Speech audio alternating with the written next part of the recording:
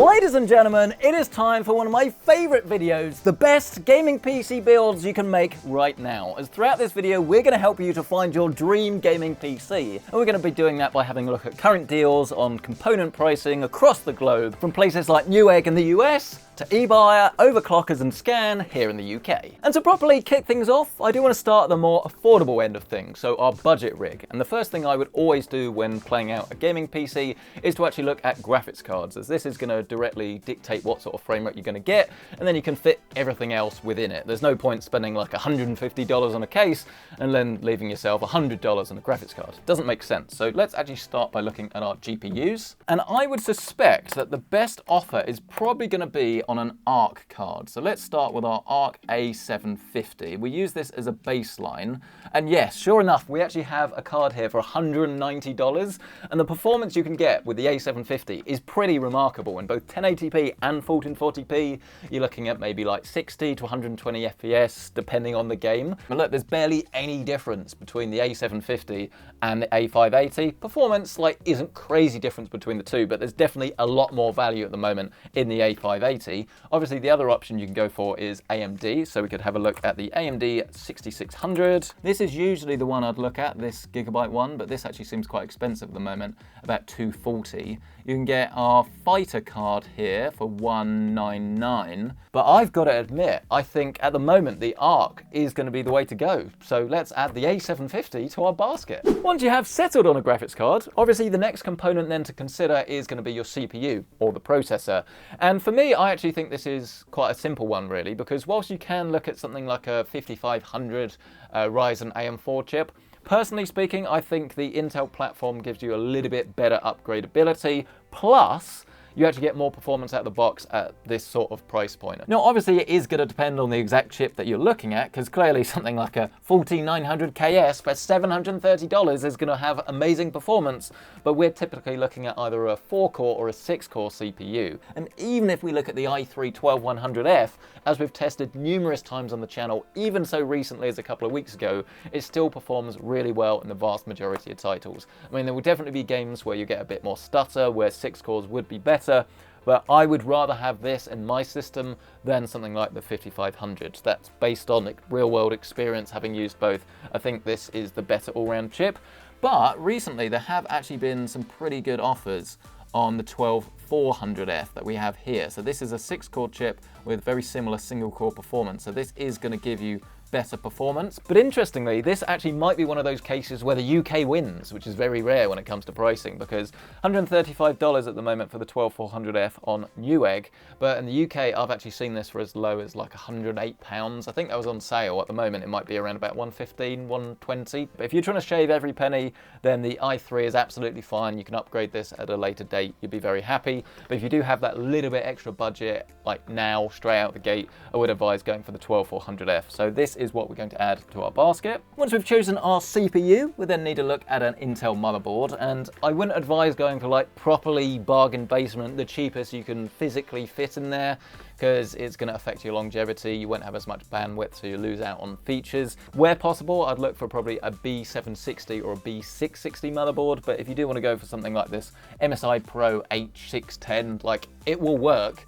It's just not going to be the best board in the world. I mean, I've used it and it's fine, but what we actually have here is a much better deal, look, because we can get this B660M motherboard for $95, or there is actually a B760M. That is an option, but it's only got 2 RAM slots, so I would actually instead go for this B660, better longevity with the 4 RAM slots. Also supports XMP as well, so if you do want to overclock the memory and run faster RAM, this is a motherboard that will support it. Once you've then settled on a motherboard, this will now allow you to start looking at cases. And again, the reason we do it in this order is because once you've chosen your motherboard, you'll probably notice the board we went for has that M as a suffix for the name. That essentially means that this is a Micro-ATX motherboard, which can go in a full-size ATX case, but it will always look a little bit funny as you have a bit shaved off the bottom. So instead, you can save yourself a fair chunk of change and go for a Micro-ATX case, which is a bit smaller. And indeed, here are all of the Micro-ATX 6 cases, sorted from low to high. I mean, there's the Q300L, it's almost like a friend of the channel at this point. We've used it loads of times. Actually, the most recent budget build that we've built in real life, you can find that video in the top right corner of your screen, is a very similar build to this actually in the Q300L with a ARC GPU, I believe. But that's around about $40. If there is something a little bit better, for not much more, I would probably look at that. What about this GameMax Defender? Can't say I've used a GameMax case before. Let me know down in the comment section below if you have and if this is any good. But it comes with a load of fans as standard. It looks like it's a pretty decently sized chassis as well. It's got some upgradability. This is one of the main problems with a budget gaming PC. If you do cut every single corner, then it means when you do want to upgrade it, everything starts to annoy you, whereas if you have maybe a slightly better or larger chassis like we have here, it is going to be a little bit easier. So it's up to you, but as we've done the Q300L loads of times on the channel, I want to go with this. Let me know down in the comment section below if you've used this case. Is it any good? Of course, we'll also need to grab ourselves some memory. Do make sure you select DDR4 if you're going for a DDR4 motherboard, DDR5 if you're going for DDR5. It will vary quite a lot, but you can't use one and the other, so you'll go to build your PC, you'll notice it won't fit, and you'll be incredibly sad. I've done this myself, not something I recommend. 16 gigabytes should be absolutely fine, but I have selected DDR4 3600 here. If we scroll down a little bit, there's some Patriot Viper Steel, but this is only a single DIMM. Please make sure you're buying a kit of 2 to get the proper dual channel operation and the full rated speed. So you basically got a choice between T4's Vulcan Z or this Patriot Viper Steel. They're basically the same price. I would probably actually go for the Vulcan because it's lower profile. So if you're going for like a bigger cooler, then you're going to have less compatibility issues, but the Viper Steel will look better, and as we're going to use the stock cooler that does actually come with our CPU, this is going to be fine, and it's probably the best balance without going for RGB, but then obviously spending more money. You're also going to need to grab yourself some storage or an SSD. Here we're filtering for PCI Gen 3 or Gen 4, 500 gig and up. But if you can afford the extra money for like a terabyte drive, it's going to make a massive difference really. If you go for 500, worst case, you're looking at like 3 games. That's it. We're going to go with this one from TeamGroup. And then I think that leaves us with just one final component, which is the power supply. And here I've filtered it from 600 watts and up. You have to cut corners, and the best way of doing this on the power supply is to always buy from a reputable brand, but buy a slightly lower wattage that's still going to work fine for your system, and probably go for what we call a non-modular power supply, where all of the cables are actually attached to the unit. There's this Thermaltake Smart Series 600 watt. So for $45, 600 watts, we're going to add this to our basket. But with that added, that actually should be our rig complete. Here we have all of our components. Again, we're using the stock CPU cooler that does come with this. You're looking at $623.21. So yeah, I think that's really good actually. I mean, again, I love the fact that budget gaming PCs have come down in price so much, and the fact that you can get that combination of that Intel chip that isn't the best but keeps up with our graphics card is fantastic really. And the ARC cards are so surprising just how much gameplay you can actually get out of them, even in like the latest AAA titles. But anyway, that's our budget build complete. It's now time to move on to our mid-range and our luxury build, right after a short word from this very exciting sponsor. If you're after the perfect gaming keyboard, then you simply have to consider Ducky. This is the Tinker 65, though a 75 is also available, and you make it your own by grabbing your own key switches and your keycaps for something truly unique. And I'm told on this that assembly is very straightforward, and there's no soldering or anything required to get everything to work. So we take it out of the bag, and here's our bare bones frame. You then want to grab your switches. These are Cherry MX Brown, but there are so many different ones to choose from. Oh, it comes in a jar! And I think it's fair to say we're going to have spares. Last one, and there we are, complete. There are so many different color keycaps that you can go for, and it should just be a case of dropping them into position. And then once again, building it up. And don't worry, it also has oodles of RGB. Create your dream keyboard today with Ducky Tinker, with the link down below. Welcome back everybody. I now think it's time to rustle up our mid-range gaming PC. And here I actually want to start with the graphics card, as you probably expected, first thing you should do. But actually I want to look specifically at AMD, because there are 2 cards that pretty much dominate the mid-range. Either the 7700 XT or the 7800 XT, I think are the ways to go. And it's interesting because the 7700 XT that we have here, at launch, I thought the price of this was like, it wasn't that it was too expensive, it's that it was too expensive relative to the much better 7800 XT. But since then, as we'll see, the pricing has actually changed quite dramatically, which makes it easier to recommend. So you've got this Sapphire Pulse card here, that's £400, whereas the 7800 XT, as you can see, is actually the cheapest one is £480. So there's now that gap that should be there essentially for these two cards to be able to sit and be sold separately, really. So we're going to go for our 7700 XT, and if you do want to see my full video about this card, remember it's a little bit out of date, but the performance obviously should be about the same. You can find that build in the top right corner of your screen where we go through the performance so you can see for yourself exactly how good this GPU is. We will then, of course, also need to grab ourselves a CPU, and this time you could go for Intel or AMD. You're pretty much looking at something like an i5 14600K, that's a solid option, or you could look at going for AMD with something like a 7700, 8-core chip, but it doesn't have those efficiency cores that you'll find over on Intel. And the one that I've got my eyes on is the 14600K, which is this one, and as you can see, is very similar in price. I mean, they've actually got the 14600KF, which is the same chip but doesn't have the integrated GPU. I would actually rather have the 14600KF in my system than the 7700. So let's go with this, but we do have to be aware that we're now going to have to get some decent cooling because this thing can run quite hot. So the one I think we're going to use here today is this 240mm Arctic Liquid Freezer 3. Comes with ARGB fans, but it has a contact frame inside the box, which means it's way more efficient than just using the standard Intel mount. But I actually did a full build with that exact same chip. It was the K, not the KF, but it's essentially the same.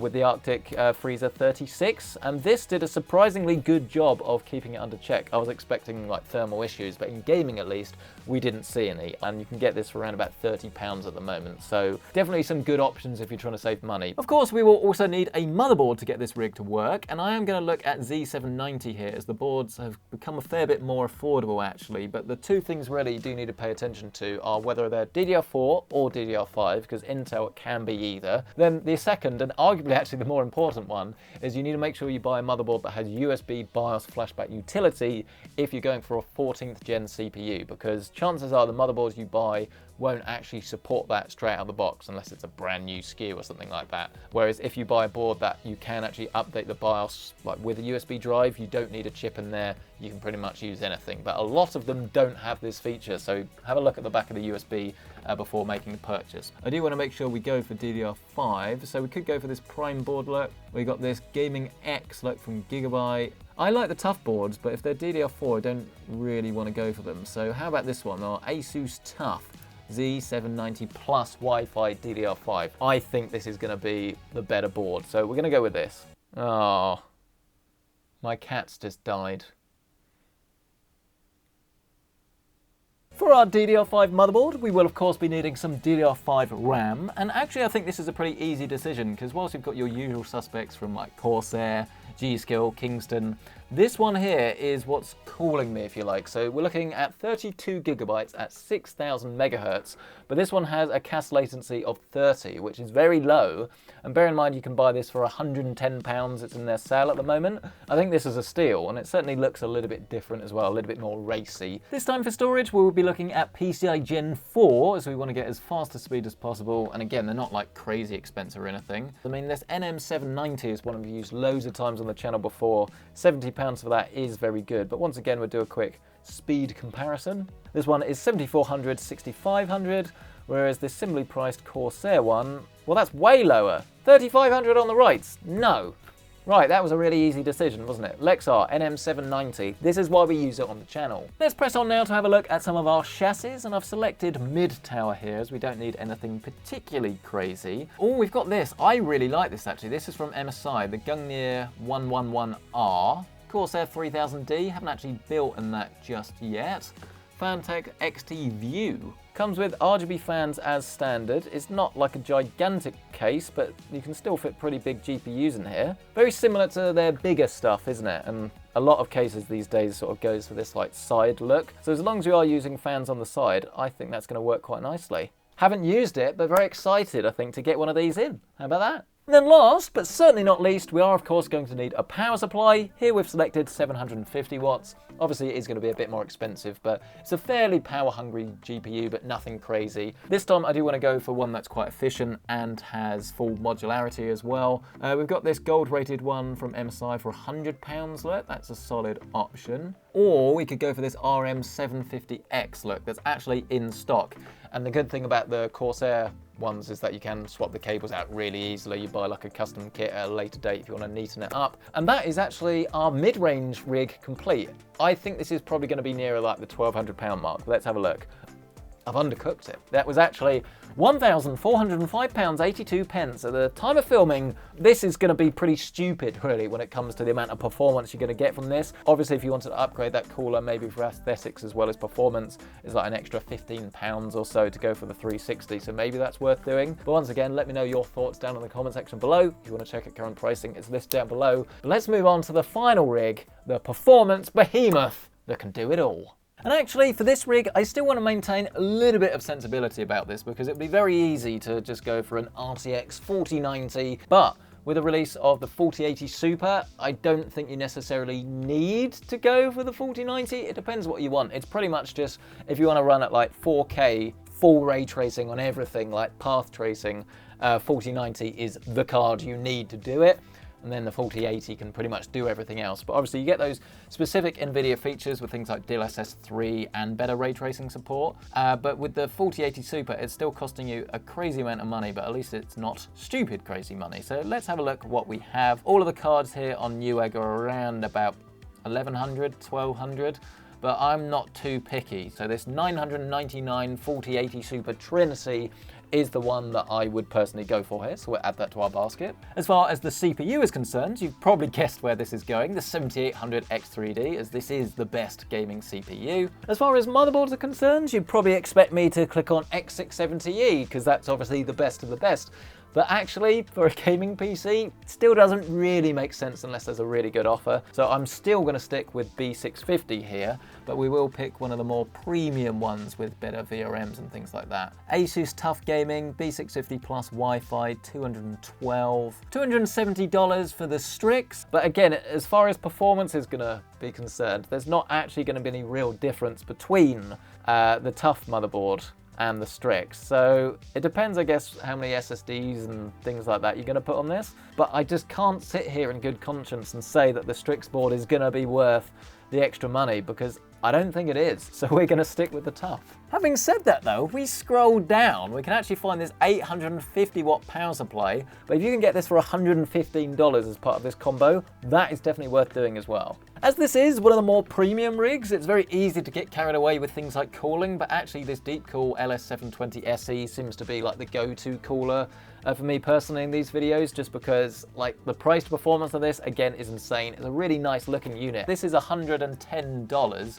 but I am interested in how much the new Arctic one is. It's looking like $150, $160. So no, I would stick with the LS720 for $110 US. Once again, we'll also be needing to grab ourselves some DDR5. This time, do pay very close into kits that have this little AMD EXPO logo, as it's just AMD kits tend to be a little bit more certified for use with AMD chips, so you can run into less potential issues, essentially. Let's have a look. We've got this filtered to 32 gigabyte of the stuff running at 6,000 megahertz. Ah yes, here we go. This is the kit that I've, again, used loads of times myself. This is an RGB kit, Trident Z5 RGB, AMD EXPO running at 6,000 megahertz. Let's add this one to our basket. Of course, we'll also be needing some storage again. This time I've upped it to 2 terabytes. So we'll add this to our basket, and then it's time to talk about the chassis. And here I've actually selected the top sellers. So this is almost a good insight into what you guys are actually buying. And 4000D, probably unsurprising, is the top seller, but that's a little bit too small, I think, for what we're trying to do here. Fractal North as well is a fantastic case, looks amazing, but actually top mounting a radiator in that is a bit of a pain. 5000D is a great option, but that is potentially a little bit boring. So what about the new O11 Vision?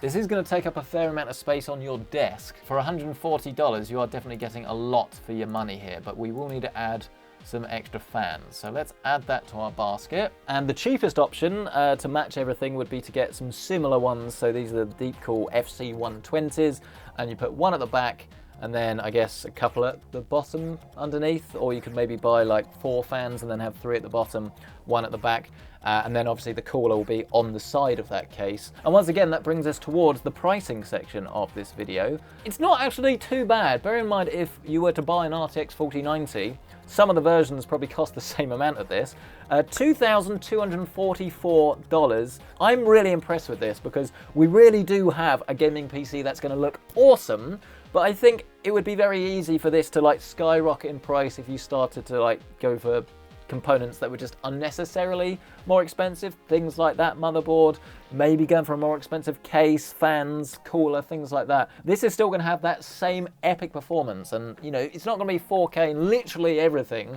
but it's going to be very close. This is going to be a ridiculously powerful gaming PC, and because it's in that LIAN Vision case with those extra fans, I think it's going to look incredible. Have I got this right, or are you watching this thinking, why is he doing that? Why is he cutting that bit out? This is meant to be the best of the best. Why is he not using a 4090? We'd love to hear from you. Let us know down in the comment section below. Smash the like button if you've enjoyed this. Get yourself subscribed. And of course, if you do want to check out current pricing on any of the components that we featured here today, we will leave them listed down below with our affiliate links. But thank you so much for watching. We'll catch you in the next one.